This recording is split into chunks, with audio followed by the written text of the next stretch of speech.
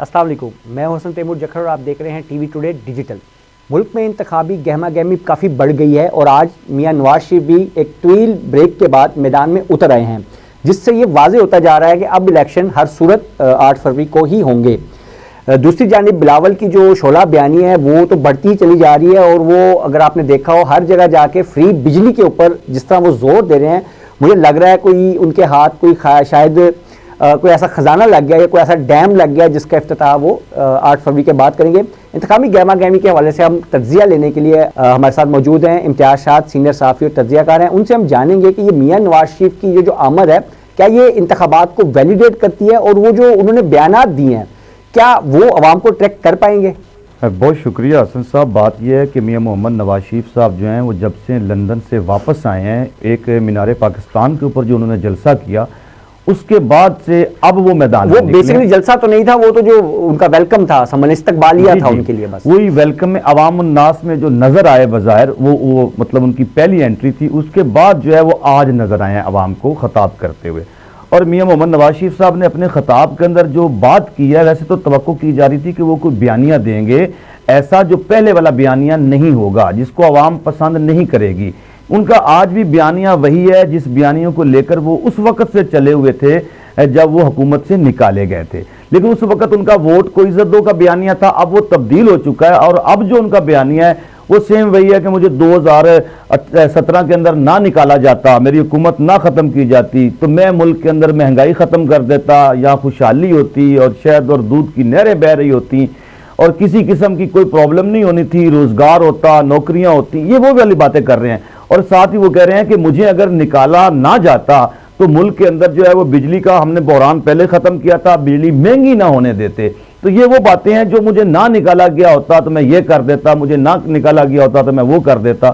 تو یہ اپنا وہ آپ اس کو آسان لفظوں میں کہہ سکتے ہیں کہ میاں محمد نواز شریف صاحب اپنا رونا دھونا رو رہے ہیں، عوام کی کوئی بات نہیں کر رہے ہیں۔ اچھا، انہوں نے کہا بجلی ہم سستی کر دیتے، تو جہاں تک عوام جانتی ہے یا ہم جانتے ہیں کہ آئی پی پیز ایک انیشلی طور پہ تو بے نظیر حکومت میں قائم ہوئے تھے، لیکن ان کو ویلیڈیٹ نواز شریف نے اپنے پہلے دور حکومت میں آ کے کیا تھا، اور وہ ابھی تک چل رہے ہیں۔ تو اگر ہم آئی پی پیز کو بیچ میں سے نکال دیں تو بجلی سستا کرنے کا کیا ذریعہ آپ کے سمجھ میں آتا ہے؟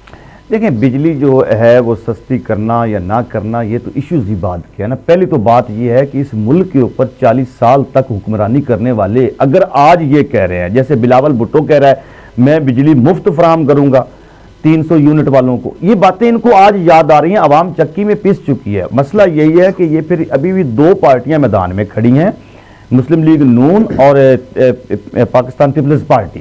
یہ 2 جماعتیں جو ہیں ابھی بھی میدان میں، وہ پرانا وہ 80 کی دہائی والا وہ ماحول جو ہے وہ پھر سامنے آ گیا ہے۔ اچھا، میں یہاں پہ کروں گا کہ دونوں جماعتوں کا بیان بازی بڑی زبردست ہے، بلکہ ہماری بات ہو گئی ہے، ایک جماعت تو بڑے دعوے سے لے کے چل رہی ہے، لیکن ہم اسپیسیفک کریں، اس جماعت کا گڑھ ہے لاہور میں انتخابی حلقوں کی کیا صورتحال آپ دیکھ رہے ہیں؟ اگر آپ مین ٹو مین ہے، مختصر جلدی کیونکہ ٹائم کی ذرا قلت ہے، میں ایک مین ٹو مین ذرا اگر بتائیں۔ وہ جو آپ کہہ رہے تھے کہ ہماری بات ہو گئی ہے، وہ والا جو تھیوری ہے اور وہ جو بیانیہ ہے، ان کے لیے تو بلاول بھٹو زرداری نے آج جو ہے وہ ہوا نکال دی غبارے میں سے۔ اس نے کہا کہ ہماری تو پوری ورکنگ ہو چکی ہے، آزاد امیدوار جتنے بھی ہیں وہ سارے ہمارے ساتھ آئیں گے۔ ایون انہوں نے تو اشارہ دیا ہے کہ پی ٹی آئی کے لوگ جو آزاد ہیں وہ بھی ہمارے ساتھ ملیں گے اور ہم حکومت بنا لیں گے۔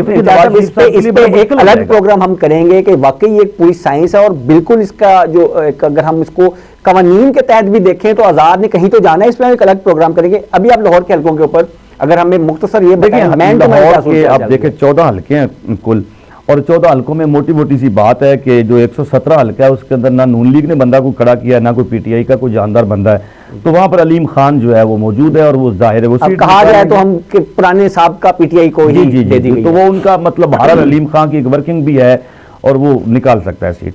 اس کے بعد جو ہے وہ 118 پہ چلے جائے تو وہاں پر حمزہ شہباز کھڑے ہیں، اور ان کے مقابلے میں پی ٹی آئی کی عالیہ حمزہ ملک ہیں، تو ان کے درمیانی مقابلہ ہو سکتا ہے۔ باقی تو کوئی کینڈیڈیٹس کتنا وہ ہے نہیں، نظر نہیں آ رہا۔ کیا سچویشن لگتی ہے آپ کو؟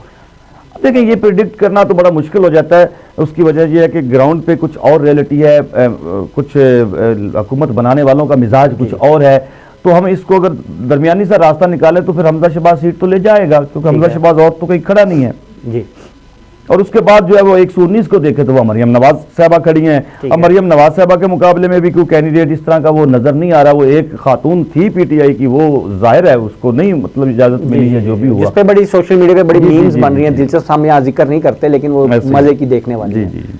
تو اس کے بعد 120 ہے, اس میں سردار ایاز صادق ہے, اور بس وہی نظر آ رہا ہے. پی ٹی آئی کا وہاں پہ بھی کوئی کینڈیڈیٹ واضح طور پر نہیں ہے جس کے اوپر بات کی جا سکتی ہے. پھر 121 ہے, اس میں شیخ روہیل اصغر صاحب ہے, ان کے مقابلے میں بھی کوئی ایسے کینڈیڈیٹس نہیں کھڑے ہوئے ہیں.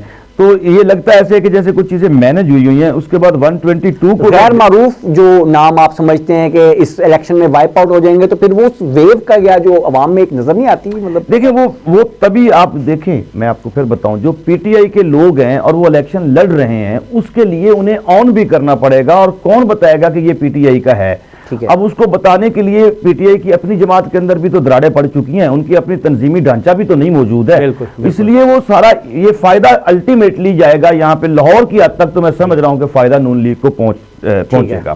اس کی وجہ یہ ہے کہ آگے جا کے اگر آپ دیکھیں تو خواجہ سعد رفیق اور سردار لطیف کھوسہ کے درمیان میں ہے. اب سردار لطیف کھوسہ جو ہے وہ پی ٹی آئی کے کینڈیڈیٹ ہیں, تو یہاں پر بھی چیزیں سمجھ میں آتی ہیں کہ کوئی مقابلہ لائٹ سا ہوگا, لیکن بہرحال مجھے لگ نہیں رہا کہ یہاں سے بھی پی ٹی آئی جو ہے وہ اس طرح سے نکلے, کیونکہ یہ پڑھے لکھے ہلکا ہے تو شاید یہاں امکان ہے. بات اور ہے, بات یہ ہے کہ اصل میں سردار لطیف کھوسہ پیپلز پارٹی چھوڑ کر پی ٹی آئی کے اندر آئے ہوئے ہیں.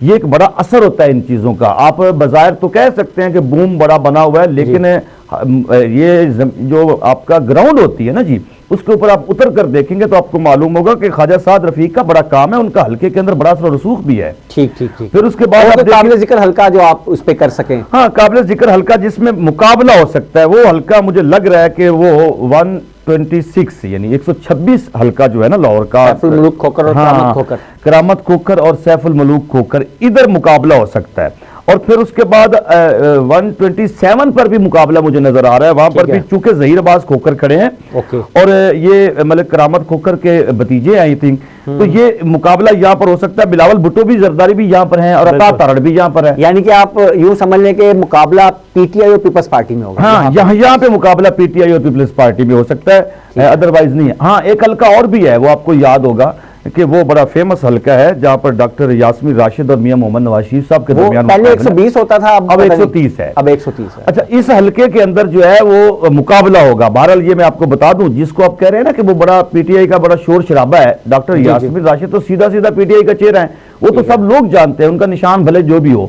تو یہاں پر ایک مقابلہ آپ کو نظر آئے گا, لیکن الٹیمیٹلی جیت تو جس کی ہونی ہے وہ تو ہونی ہے. لیکن یہاں پر ایک مقابلہ, وہ جو کہہ رہے ہیں ان کی بات ہو گئی ہوگی, لیکن بہرحال مقابلہ ہے یہاں پر بھی. یہ 3 حلقے مجھے لگ رہا ہے لاہور میں جہاں مقابلہ ہوگا, باقی حلقوں پر مجھے مقابلہ بھی نہیں لگ رہا ہے.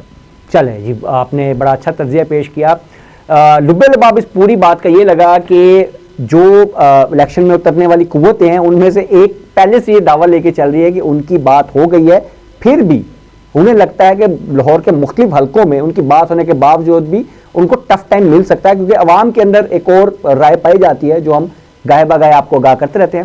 ابھی اجازت دیجیے, انشاءاللہ یہ سلسلہ جاری رہے گا, آئندہ بھی آپ کو ہم مختلف حلقوں کے حوالے سے آگاہ کرتے رہیں گے. آج کے لیے اجازت دیجیے, اللہ حافظ.